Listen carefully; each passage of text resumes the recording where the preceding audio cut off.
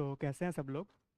आज exam specific MCQs में हम बात करने जा रहे हैं the arrival and expansion of European powers in India.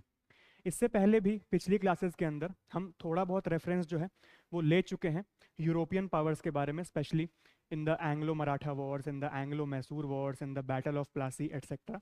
ऐसा इसलिए क्योंकि जो अराइवल है यूरोपियन कंपनीज का वो हमें दिल्ली सल्तनत के टाइम से ही देखने को मिल जाता है। जब 1498 के अंदर Portuguese traveller Vasco da gamma ने जो है यूरोप से इंडिया तक की जो है एक सी रूट की जो है वो खोज करी थी। तो आज की क्लास में हम इन्हीं यूरोपियन पावर्स जो इंडिया में आई, उनका अराइवल, उनका एक्सपेंशन और कैसे जो है ब्रिटिश ने उन सबको जो है सबड्यू करते हुए अपनी एक मोनोपोली स्थापित करी इंडिया के ऊपर, उसके बारे में जो है आज हम बात करेंगे। तो अपने क्वेश्चंस की तरफ बढ़ने से पहले एक बेसिक आइडिया ले लेते हैं हर एक यूरोपियन पावर के बारे में। तो सबसे पहले हमें देखने को मिलते हैं द पोर्टुगीज। 1498 के अंदर जो है ये इंडिया में पहली बार आए थे under Vasco da Gama and they were the last to leave in 1961। Goa में जो है इनका एक बेस स्थापित हो चुका था और इंडिया के इंडिपेंडेंस जो हमें 1947 के अंदर देखने को मिली, उसके 14 साल बाद तक भी हमें पोर्टुगल का जो है वो इन्फ्लुएंस गोवा के अंदर देखने को मिलता है। और फाइनली जाकर 1961 में पोर्टुगीज जो है वो गोवा छोड़कर जो है वो चले जाते हैं। इसीलिए they were the first to arrive in India and the last to leave. इनके अराइवल और अर्ली एक्सपेंशन की अगर बात करें तो Vasco da Gama reached Calicut which is in modern day Kerala in 1498, opening the sea route from Europe to India.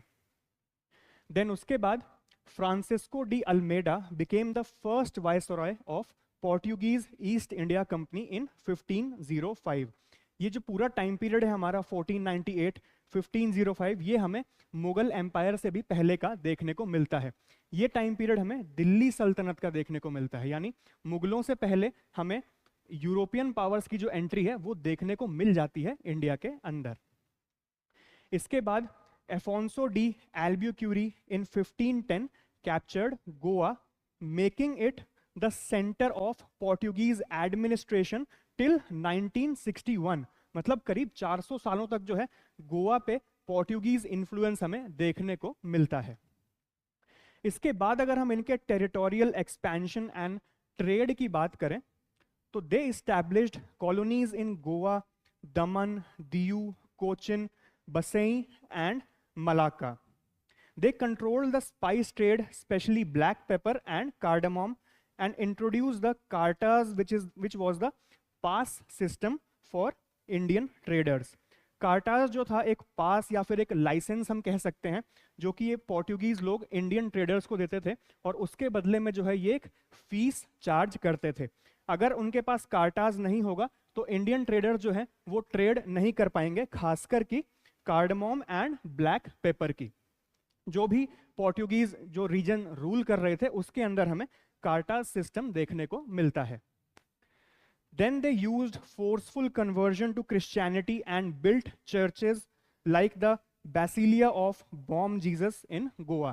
Goa के अंदर हमें मॉडर्न डे के अंदर भी काफी ज्यादा पोर्टुगीज इन्फ्लुएंस देखने को मिलता है। ऐसा इसलिए क्योंकि करीब 400 सालों तक जो है पोर्टुगीज का जो है वो राज रहा था गोवा की टेरिटरी के ऊपर। इसके बाद अगर हम इनके डिक्लाइन के बारे में बात करें तो ऑब्वियसली सबसे पहले हमें डच इन्फ्लुएंस पोर्टुगीज के ऊपर देखने को मिलता है।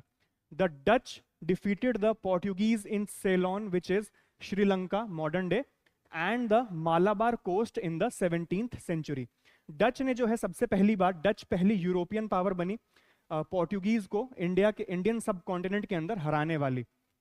डच से हारने के बाद जो इनका श्रीलंका का रीजन था वो इनके हाथ से चला गया और डच ने जो है इसके ऊपर कैप्चर कर लिया। डच लोग जो थे वो मॉडर्न डे हॉलैंड या नेदरलैंड्स के लोगों को कहा जाता है। इसके बाद हमें द बैटल ऑफ स्वॉली देखने को मिलता है 1612 के अंदर। ये एक नेवल बैटल था the British versus the Dutch versus the Portuguese के बीच में। The Portuguese navy was brutally defeated by the British in the battle of Swally. Battle of Swally के बारे में जो है एक बार थोड़ा सा और बेसिक आइडिया ले लेते हैं, क्योंकि ये काफी इंपॉर्टेंट बैटल हमारा देखने को मिलता है और एक डिसाइसिव बैटल बन गया था ये पोर्टुगीज डाउनफॉल का। तो बैटल ऑफ स्वॉली की जो डेट्स है हमें नवंबर 29 से नवंबर 30 1612 के बीच में देखने को मिलती है, between the British Royal Navy and the Portuguese navy of the East Indian Portuguese company. Location जो थी इनकी that was Swally which is near Surat, modern day Gujarat. Combatants की बात करें तो British East India Company led by captain Thomas Best and the Portuguese navy के बीच में जो है ये एक नेवल युद्ध यानी कि पानी के अंदर जो है वो युद्ध हमें देखने को मिलता है।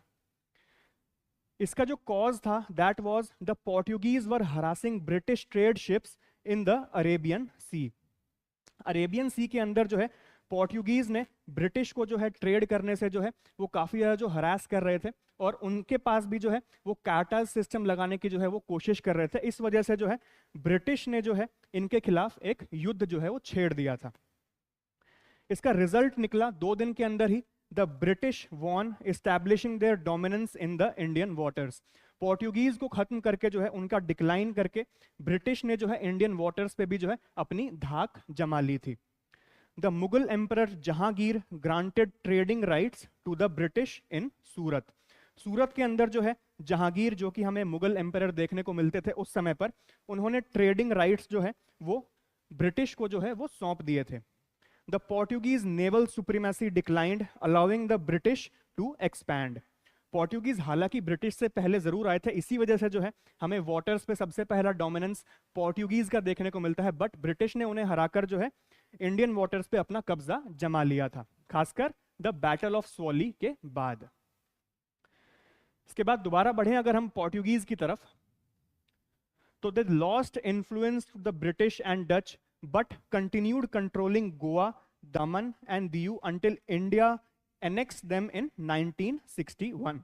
1961 आजादी के करीब 14 सालों के बाद जो है इंडिया ने गोवा और दामन एंड दीव का रीजन जो है वो पोर्टुगीज से छीनकर जो है इंडिया के अंदर जो है वो मिला लिया था।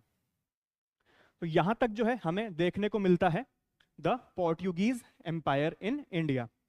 इसके बाद पोर्टुगीज को जो हराया था वो डच लोगों ने सबसे पहले और कैप्चर किया था श्रीलंका का रीजन।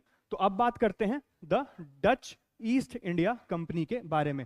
डच, जैसा कि अभी मैं बात कर चुका हूं कि नेदरलैंड्स या हॉलैंड के लोगों को जो है वो डच लोग कहा जाता है। 1605 से 1825 तक जो है हमें इनका टाइम पीरियड देखने को मिलता है। They were trade focused but lost to British.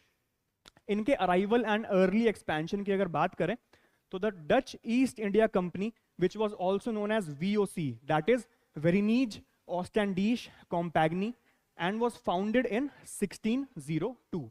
ये जो है डच लैंग्वेज ही है, इसका मतलब है the Dutch East India company of India.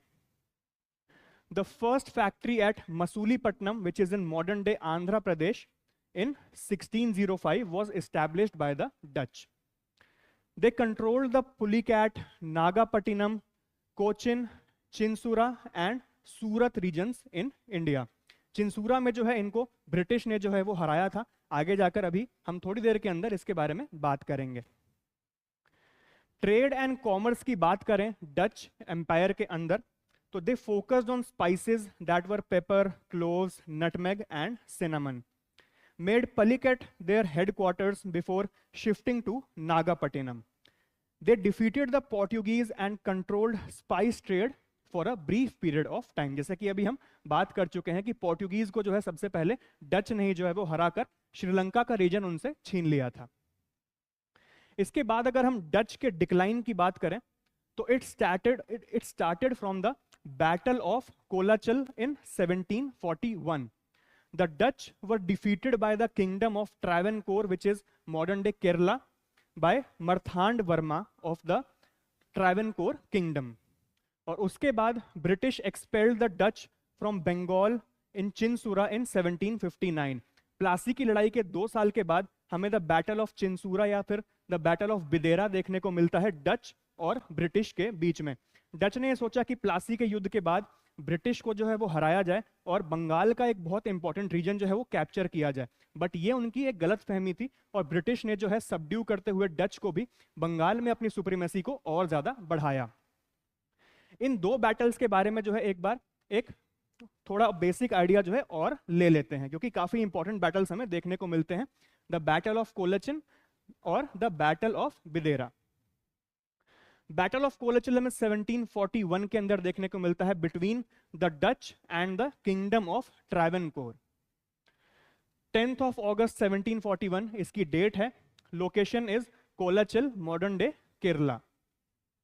Combatants की अगर बात करें तो kingdom of Travancore which was led by Marthanda Varma and the Dutch East India company that was the VOC. The cause was that the Dutch wanted to control Malabar's spice trade.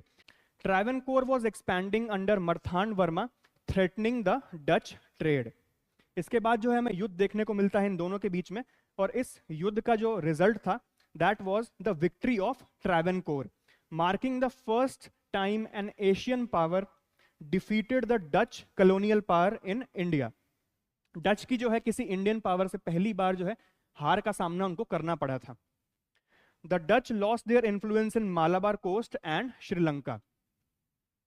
The Dutch commander Eustachius de Lannoy was captured and he later served as a general for Travancore. जो मालाबार और श्रीलंका का reason इन्होंने Portuguese से छीना था, वो ट्रावेनकोर के युद्ध के बाद जो है इन्हें उससे जो है हाथ धोना पड़ा था। इसके बाद अगर हम बात करें द बैटल ऑफ बिदेरा के बारे में, which was in 1759 between the British and the Dutch East India companies. November 25, 1759 को जो है हमें ये डेट देखने को मिलती है इस बैटल की। Location was near Bengal, the Bidera region. British East India Company and the Dutch East India Company were the major combatants of this battle. The Dutch wanted to challenge British dominance in Bengal after the Battle of Plassey in 1757, जिसके बारे में just मैं अभी बात कर चुका हूं। But Dutch की जो है गलत फहमी थी कि वो ब्रिटिश से जो है ये बैटल जीत जाएंगे, और इसका रिजल्ट निकला the British won, eliminating the Dutch as a military threat in Bengal. The Dutch retained only small settlements but stopped interfering with the British politically. Bengal में हारने के बाद छोटे छोटे रीजन जरूर इनके पास रह गए थे, बट ब्रिटिश की सुप्रीमेसी को जो है वो एक्सेप्ट करते हुए डच ने आगे ज्यादा इंटरफियर किया नहीं। इसके बाद अगर हम वापस चलें डच की तरफ, तो they lost Ceylon, Sri Lanka and Malabar to the British by the treaty of Amiens in 1802। Travancore में हारने के बाद जो है ट्रीटी ऑफ अमायंस में दोबारा ये जो रीजन्स हैं मालाबार और श्रीलंका के, वो डच के हाथ से चले जाते हैं। ट्रावेनकोर के बाद एक बार फिर से ये उसे कैप्चर करने में जो है वो सफल रहते हैं। 1802 के अंदर ट्रीटी ऑफ अमायंस के अंदर डच जो है ये रीजन्स ब्रिटिश को जो है वो दे देते हैं। The Dutch formally exited India in 1825, selling their last settlements to the British. 1825 के अंदर जो है जितनी भी सेटलमेंट्स डच के पास थी वो ब्रिटिश को जो है वो बेचकर इंडिया से जो है वो चले जाते हैं। इसके बाद हम बात करते हैं हमारी अगली पावर के बारे में, जो कि सबसे इंपॉर्टेंट पावर रही इंडिया की, दैट वर द ब्रिटिश। 1600 से 1947 का हमें टाइम पीरियड देखने को मिलता है। They became the rulers of India. Arrival and early expansion की अगर हम बात करें तो the British East India company, that was also known as EIC, formed in 1600 under Queen Elizabeth I. The first factory at Surat in 1613 granted by Mughal Emperor Jahangir. Swally के युद्ध के बाद, जैसे कि अभी हमने बात करी कि जहांगीर ने जो है सूरत में ट्रेडिंग राइट्स जो है वो दे दिए थे ब्रिटिश को 1613 के अंदर। 3 बड़े ट्रेड सेंटर्स हमें देखने को मिलते हैं ब्रिटिश ईस्ट इंडिया कंपनी के उस समय, that were Madras in 1639, Bombay in 1668 and Calcutta in 1690। Military expansion की अगर बात करें, जो भी युद्ध ब्रिटिश ने लड़े इंडियन किंगडम्स के साथ, इनमें से ऑलमोस्ट सभी की हम बात कर चुके हैं एक्सेप्ट द कर्नाटिक वॉर्स। फिर भी एक बार वन लाइनर्स हैं तो आइडिया ले लेते हैं।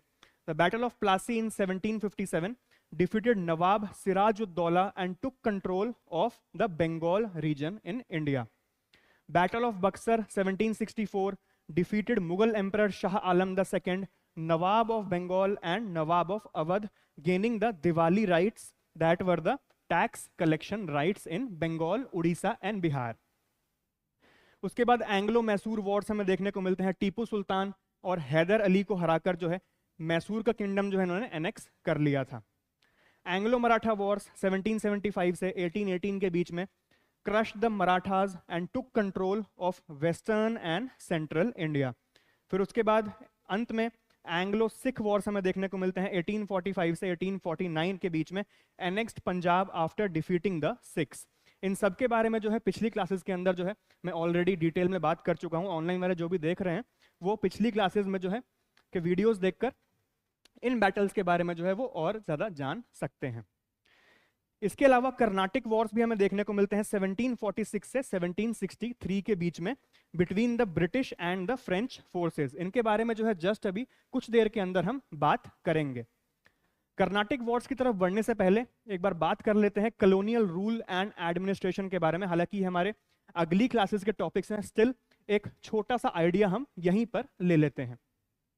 The 1857 revolt that was the first war of independence of India was led by Indian soldiers and rulers but was crushed by the British. इसके बाद 1858 के अंदर जो है ईस्ट इंडिया कंपनी का रूल इंडिया से हटकर डायरेक्टली ब्रिटिश क्राउन का रूल जो है वो इंडिया के ऊपर लग जाता है. In 1858 India came under British crown rule and that was the end of East India Company's rule. British ruled India till 1947 when India gained independence. ये जो है हमारे आने वाली क्लासेस के टॉपिक्स हैं, इनके बारे में हम डिटेल के अंदर चर्चा करेंगे. द रिवोल्ट ऑफ 1857 और उसके बाद आगे क्या हुआ था इंडियन इंडिपेंडेंस मूवमेंट के अंदर. फिलहाल बात करते हैं हमारे 3 मेजर कर्नाटिक वॉर्स के बारे में जो कि थे the British and the French east Indian companies के बीच में. 1746 से लेकर 1763 के बीच में हमें ये बैटल्स जो हैं वो देखने को मिलते हैं. The first Carnatic War was from 1746 to 1748 और इसके अंदर जो है फ्रांस की हमें विक्ट्री देखने को मिलती है over the British East India company. इसका जो कॉज था number 1 was the part of the Austrian war of succession which was an European conflict. Austria के अंदर जो है ऑस्ट्रियन एम्परर की मौत के बाद उनकी बेटी मारिया थेरेसा ने जो है वो ऑस्ट्रियन थ्रोन के ऊपर जो है अपना जो है वो कब्जा जमाने की जो है वो कोशिश करी, but because she was a women उस वजह से जो है ऑस्ट्रिया के अंदर बाकी यूरोपियन पावर्स ने जो है उस लैंड को कैप्चर करने के लिए अपना जोर लगाना शुरू कर दिया. And the main players of them was the British and the French. Austria को बेसिकली कैप्चर करने के लिए जो है ये युद्ध लड़ा जा रहा था. That's why it was known as the Austrian war of succession. उसके अंतर्गत जो है ब्रिटिश और फ्रेंच ने जो है फर्स्ट कर्नाटिक वॉर में जो है वो एक दूसरे से जो है वो लड़ रहे थे. इसके अलावा एक रीजन और था, that was the British and French fought over trade and political control in India. की बैटल्स की अगर बात करें सबसे पहले हमें देखने को मिलता है the battle of Madras in 1746. French general duplex captured Madras from British. Madras का जो रीजन है वो ब्रिटिश के पास था उस समय पर और फ्रेंच जनरल डुप्लिक्स ने जो है वो ब्रिटिश से जो है वो छीन लिया था. हालांकि आगे जाकर Madras was return to the British after the treaty of Aix-la-Chapelle in 1748. इस ट्रीटी के अंतर्गत वापस कर दिया गया मद्रास का रीजन ब्रिटिश को फ्रेंच के द्वारा. हालांकि इस युद्ध में जो है वो फ्रेंच की हमें जीत देखने को मिलती है. इसके बाद हमें देखने को मिलता है the second Carnatic war from 1749 to 1754 and it ended as a stalemate. However इस युद्ध के बाद जो है साउथ इंडिया के अंदर फ्रांस का जो इन्फ्लुएंस है हमें काफी कम होता हुआ दिखता है. इसका जो कॉज था that was British and French supported rival Indian rulers in Hyderabad and Arcot. Hyderabad में जो है निजाम को सपोर्ट कर रहे थे ब्रिटिश और एयरकॉट के अंदर फ्रेंच जो है वहां के रूलर को सपोर्ट कर रहे थे. इस वजह से जो है सेकेंड कर्नाटिक वॉर हमें देखने को मिलता है 1749 से 1754 के अंदर. द बैटल ऑफ एयरकॉट हमें देखने को मिलता है 1751 में. रॉबर्ट क्लाइव जो कि ब्रिटिश जनरल थे, इन्होंने एयरकॉट का रीजन कैप्चर कर लिया था, increasing the British influence in South India. However, no clear winner was in the Second Carnatic War, but French influence weakened in South India. Treaty of Pondicherry in 1754, which was a peace treaty between the British and the French East Indian companies, ended the war in 1754. इन दो battles में जरूर French का पलड़ा हमें थोड़ा भारी दिख रहा है, बट इसके बाद आया the decisive battle, that was the third Carnatic war in 1757 to 1763, which resulted in the victory of the British Empire. इसका जो कॉज था, that was it was a part of the 7 years war between Britain and France, which was a global conflict. 7 years war हमें देखने को मिलता है उस समय पर 1757 से 1763 के बीच में. एक बेसिक आइडिया अगर इसके बारे में ले तो जितनी भी यूरोपियन पावर्स थी वो आपस में जो है वो संघर्ष कर रही थी फॉर वर्ल्ड डोमिनेंस, और उसमें भी like the Austrian war of succession हमें यहाँ पर दो मेन पावर्स देखने को मिलती हैं, that were the British and the French empires. और इसके बाद जो है ब्रिटेन जो है सबड्यू करने में सफल रही थी फ्रेंच आर्मीज को, और आगे जाकर इस वॉर का जो एंड है हमें 1763 में देखने को मिलता है bye the treaty of Paris. उसके बाद जो है ब्रिटेन पूरी दुनिया में जो है एक बहुत बड़ी पावर जो है वो बनकर उभरा था. बात करते हैं इस वॉर के बारे में. Key battle was the battle of Wandiwash in 1760. British general Eyre Coote defeated the French under count de Lally. Count de Lally जो थे वो फ्रेंच जनरल थे इस युद्ध के समय पर, और ब्रिटेन ने जो है वो यहाँ पर जीत हासिल कर ली थी.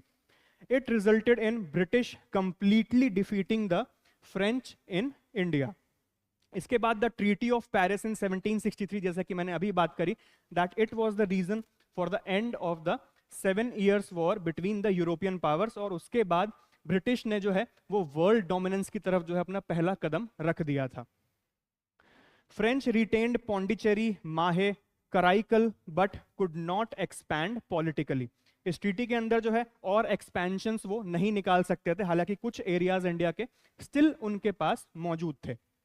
The British became the dominant European power in India as well as the world also.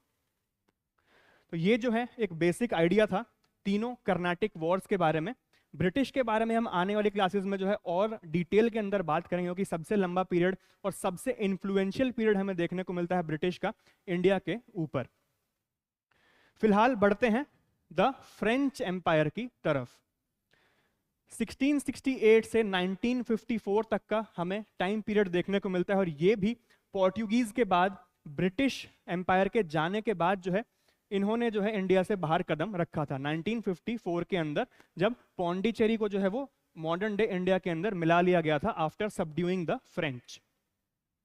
Arrival and early expansion की अगर बात करें तो the French East India company arrived in 1664 and set up their first factory at Surat in 1668. They established major settlements in Pondicherry in 1674, Chandannagar, Mahe, Karaikal and Yanam. ये जो है इनके major trade centers and settlements थे फ्रेंच एम्पायर के. Conflict with British की बात करें, हम जस्ट अभी बात कर चुके हैं पहले भी, बट एक बार फिर से यहां पर देख लेते हैं. The Carnatic wars from 1746 to 1763, जिसमें पहला वॉर हमें ऑस्ट्रियन वॉर ऑफ सक्सेशन का एक पार्ट देखने को मिलता है, और तीसरा वॉर हमें द 7 years वॉर का एक पार्ट देखने को मिलता है. पहली कर्नाटिक वॉर में हमें फ्रेंच विक्ट्री देखने को मिलती है, और थर्ड में हमें द ब्रिटिश विक्ट्री देखने को मिलती है. Between the French and the British led by Robert Clive. The battle of Wandiwash देखने को मिलता है हमें 1760 के अंदर. French were decisively defeated by the British, और यहीं से जो है फ्रेंच इन्फ्लुएंस इंडिया और पूरी दुनिया के ऊपर से जो है वो धीरे धीरे कम होने लगा, until the arrival of Napoleon Bonaparte in French. उसके बारे में जो है हम जब वर्ल्ड हिस्ट्री की तरफ बढ़ेंगे तब डिटेल में जो है वो बात करेंगे. द ट्रीटी ऑफ पेरिस 1763 के अंदर, जैसा कि जस्ट हमने अभी बात करी, French lost major territories but retained Pondicherry, Mahe, Karaikal and Chandan Nagar. इसके बाद डिक्लाइन हमें देखने को मिलता है फ्रेंच का. but the French colonies remained under French rule until 1954 when they merged with India. Indian independence के ऑलमोस्ट 6 साल तक जो है हमें फ्रेंच इन्फ्लुएंस इन जगहों पर देखने को मिलता है। इसके बाद अगर हम बात करें the Anglo French rivalry in Bengal के बारे में, Anglo French rivalry in Bengal from 1756 to 1763, ये भी जो है द 7 Years वॉर का एक पार्ट था, क्योंकि द बैटल ऑफ प्लासी के अंदर सिराज उद दौला को सपोर्ट किया था फ्रेंच ने, जिसके बारे में हम पहले भी बात कर चुके हैं प्लासी के युद्ध के बारे में। The British defeated Siraj ud Daula who was the nawab of Bengal and supported by the French. इसके बाद एक युद्ध और हमें देखने को मिलता है, battle of Buxar which is in modern day Bihar 1764 के अंदर। British defeated a coalition of Mughal emperor Shah Alam the second, the nawab of Awadh and Mir Qasim who was the nawab of Bengal at that time. इन दोनों ही युद्धों में जो है हमें ब्रिटिश की जो है वो जीत देखने को मिलती है, और यहाँ पर जितना थोड़ा बहुत फ्रेंच इन्फ्लुएंस था वो भी ब्रिटेन जो है वो खत्म कर देता है। British gained complete control over Bengal, Bihar and Orissa, leading to their dominance in India. French lost political power in Bengal. Dutch के अलावा फ्रेंच लोग भी जो है वो लगे हुए थे कि किसी तरह से जो है बंगाल का रीजन जो है वो जीत लें, बिकॉज बंगाल जैसे कि मैं पहले ही बता चुका हूं कि एक बहुत ज्यादा इंपॉर्टेंट रीजन था due to its ports and its fertile lands. इसके बाद हम बात करते हैं द 7 Years वॉर के बारे में। 7 Year वॉर्स जैसा कि मैं पहले भी अभी जस्ट बात कर चुका हूं, एक ग्लोबल डोमिनेंस के लिए बड़े यूरोपियन प्लेयर्स जैसे कि खासकर the British and the French, इनके अलावा डच और पोर्टुगीज लोग भी जो है वो लड़ रहे थे, बट मेन प्लेयर्स यही दोनों थे। ब्रिटिश और फ्रेंच के बीच में ही जो है वर्ल्ड डोमिनेंस के लिए जो है वो लड़ाई चल रही थी, और उसका इन्फ्लुएंस हमें इंडिया के अंदर भी देखने को मिलता है। Part of the global 7 Years war between Britain and France and other European powers. British and French competed for dominance in Bengal and South India. Battle of Wandiwash in 1760, just हम बात कर चुके हैं। British defeated the French, ending French ambitions in India. The Treaty of Paris in 1763, British gained complete control over Indian trade and politics, and the French could only keep their small territories of Pondicherry, Mahe, Karaikal, Chandan Nagar and Yanam. तो यहां से जो है French को पूरी तरह से subdue करने के बाद ब्रिटिश वर्ल्ड के अंदर भी और इंडिया के अंदर भी ऑब्वियसली एक बड़ी इंफ्लुएंशियल पावर बनकर सामने आई थी। इसके बाद एक कंपनी हमारी और बच जाती है, however they were the least influential, that were the Danish और द पीपल ऑफ डेनमार्क। 1620 से 1845 के बीच में इनका टाइम पीरियड हमें देखने को मिलता है। अराइवल एंड ट्रेड की अगर हम बात करें तो the Danish East India company set up a settlement at Tranquebar which is in modern day Tamil Nadu in 1620 CE. Later established a settlement at Serampore which is in Bengal in 1755. Plassey के युद्ध से जो है 2 साल पहले की ये बात है। Engaged in cotton, silk and spice trade but lacked military power. Decline की बात करें तो they sold Serampore to British in 1839। Serampore जो कि बंगाल का एक छोटा सा पार्ट था उसको जो है ब्रिटिश को इन्होंने बेच दिया था 1839 के अंदर, and they also sold Tranquebar and Nicobar islands to the British in 1845, ending the Danish rule in India. ज्यादा इन्फ्लुएंस हमें इनका देखने को मिलता नहीं है because they lacked the military power to expand, and that is why the British easily subdued them, और इनको जो है मजबूर कर दिया अपनी जो भी छोटी मोटी टेरिटरीज थी वो ब्रिटिश को देने के लिए। तो डैनिश लोगों का ज्यादा इन्फ्लुएंस हमें देखने को मिलता नहीं है। तो इतना आइडिया जो है मेरे हिसाब से काफी रहना चाहिए हमारी यूरोपियन पावर्स के बारे में। तो बढ़ते हैं अपने क्वेश्चंस की तरफ। हमारा जो पहला क्वेश्चन है आज का, who made Hooghly a base for piracy in the bay of Bengal? Options A British, B Portuguese, C French या फिर डी द डच। इसका सही आंसर जो है that is B Portuguese. Hooghly जो था बे ऑफ बंगाल के पास एक काफी इंपॉर्टेंट पोर्ट था जहां पर अब बेस ऑफ पायरेसी जो है वो पोर्टुगीज ने जो है वो एस्टैब्लिश कर ली थी कि बाकी जो भी पावर्स हैं या फिर बाकी जो भी ट्रेडर्स हैं उनका सामान लूट कर जो है अपने पास मिला लेना, that was piracy. And Hooghly was a base of piracy in the bay of Bengal established by the Portuguese. बढ़ते हैं अपने अगले क्वेश्चन की तरफ। Which British officer defeated the Portuguese in the Battle of Swally in 1612? Options: A. Thomas Best, B. Martin Wener, C. Charles Eyre या फिर D. Harman Almeida. इसके बारे में हम बात कर चुके हैं जब हम बैटल ऑफ स्वॉली के बारे में बात कर रहे थे कि पोर्टुगीज को जो है थॉमस बेस्ट नाम के ब्रिटिश ऑफिसर ने जो है द बैटल ऑफ स्वॉली में शिकस्त दी थी 1612 के अंदर। एक नेवल बैटल था बैटल ऑफ स्वॉली, जैसा कि हम बात कर चुके हैं। फिलहाल बढ़ते हैं अगले क्वेश्चन की तरफ। Which British officer of the East India Company was expelled from India by Aurangzeb? Options: A. Mike Wales, B. Sir Brian Cook, C. Marcus Peterson या फिर D. Sir John Child। इसका सही आंसर जो है that is D. Sir John Child। Aurangzeb ने जो है एक पीस ट्रीटी करने का भी जो है एक कोशिश करी थी सर जॉन चाइल्ड के साथ उस समय पर, बट ये नहीं माने तो औरंगजेब ने इनको एक्सपेल कर दिया था वापस ब्रिटेन, हालांकि इनकी मौत भी हो जाती है। अगला क्वेश्चन देखते हैं। Where was the first French factory established in India by Franco Caro in 1668 CE? Options: A. Raigarh, B. Kochi, C. सूरत या फिर D. लखनऊ। इसके बारे में भी हम बात कर चुके हैं जब हम फ्रेंच के बारे में जो है वो बात कर रहे थे कि सूरत के अंदर जो है फर्स्ट फैक्ट्री जो है 1668 के अंदर हमें देखने को मिलती है, तो उसका सही आंसर है C. सूरत। अगला क्वेश्चन देखते हैं। By which European company Dew was captured in 1509 CE? Options: A. The British, B. Portuguese, C. French या फिर D. Danes, which were also known as the Danish। इसका सही आंसर जो है दैट इज B. Portuguese।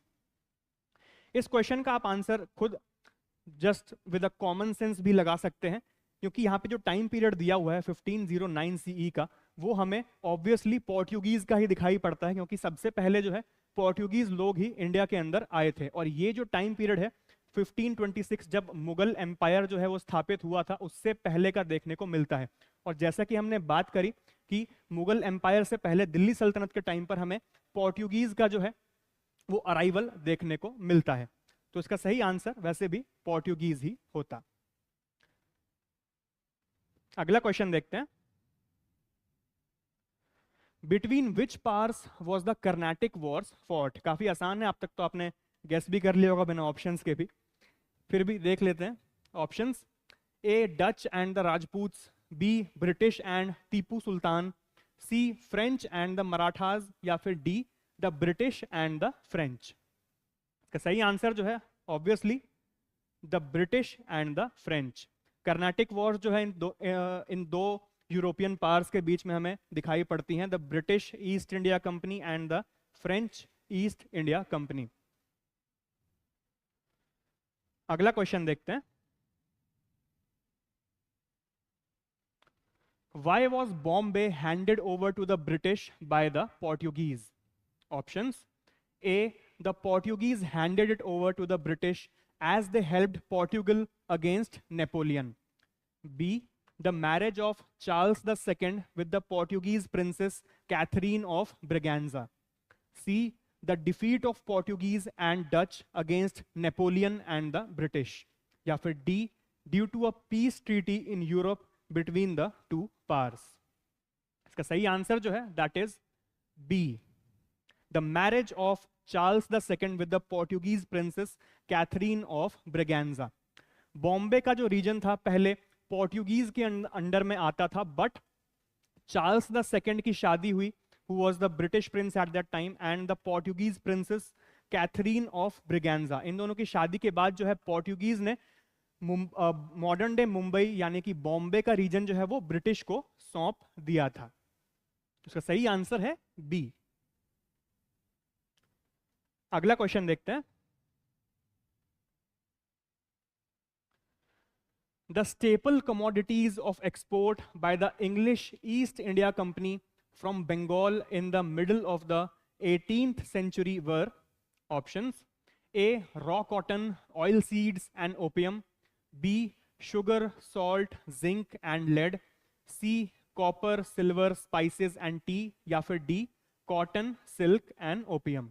ये question काफी important है, UPSC IAS के प्री के 2018 में जो है ये पूछा जा चुका है। इसका सही आंसर जो है that is D, cotton, silk and opium. ये तीन जो थी वो स्टेपल कमोडिटीज थी। स्टेपल कमोडिटीज का मतलब होता है रॉ मटेरियल्स, जो कि इंग्लिश ईस्ट इंडिया कंपनी जो है बंगाल से जो है वो एक्सपोर्ट करती थी। इस क्वेश्चन में भी अगर आप थोड़ा सा दिमाग लगाएं तो अपने लिए जो है एक सही आंसर जो है वो चुन सकते हैं। कैसे?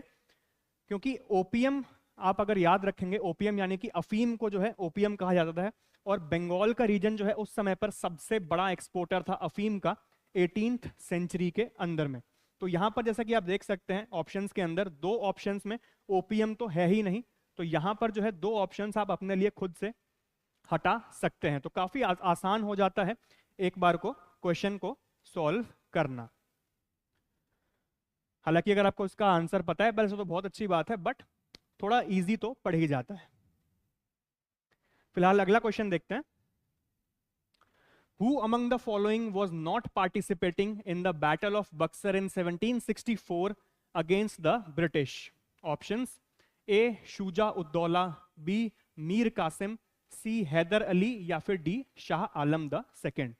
इससे पहले जब हम बैटल ऑफ बक्सर की जो है वो बात कर रहे थे, वहां हमने देखा था कि ब्रिटिश को जो है वो सबड्यू करने के लिए यहाँ पर इंडियन पावर्स ने एक कोलेशन यानी कि एक अलायंस बनाई थी, the Mughal emperor, the nawab of Awadh and the nawab of Bengal at that time. तो इनमें से वो कौन है जो पार्टिसिपेट नहीं कर रहे थे? शुजा उद्दौला जो थे वो अवध के नवाब थे उस समय पर, जब हमें द बैटल ऑफ बक्सर देखने को मिलता है। Mir Qasim was the Bengal's nawab at that time, और शाह आलम द सेकेंड उस समय पर मुगल एम्परर थे, और हैदर अली जो है उस समय पर अलग अपना मैसूर में जो है वो युद्ध वगैरह कर रहे थे। तो इसका सही आंसर जो है that is C, Hyder Ali, because he was not participating in the battle of Buxar. बढ़ते हैं अपने आखिरी क्वेश्चन की तरफ आज के। क्वेश्चन नंबर 10 है, Madras was restored to the English by the French by options: A the treaty of Aix-la-Chapelle in 1749, B the treaty of Pondicherry in 1754, C the treaty of Salbai in 1782 या फिर D the treaty of Mangalore in 1784। इसके बारे में हम just बात कर चुके हैं कि मद्रास का जो रीजन है फर्स्ट कर्नाटिक वॉर के बाद जो है वो दे दिया गया था वापस ब्रिटिश को फ्रेंच के द्वारा under the treaty of Aix-la-Chapelle in 1749। तो ए जो है इसका सही आंसर है। तो आज के जो है ये 10 क्वेश्चन समाप्त हुए। आज हमने बात करी arrival and the expansion of different European powers in India like the French, the Portuguese, the Dutch etcetera, और इन सबको सबड्यू करते हुए एक यूरोपियन पावर जो है वो इमर्ज हुई पूरे वर्ल्ड में और इंडिया के अंदर भी, दैट वर द ब्रिटिश।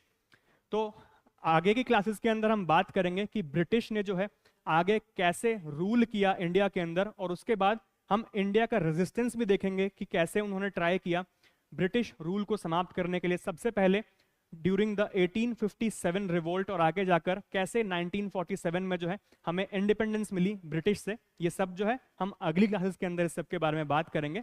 आज के लिए बस इतना ही, मिलते हैं अगली क्लास के अंदर। शुक्रिया।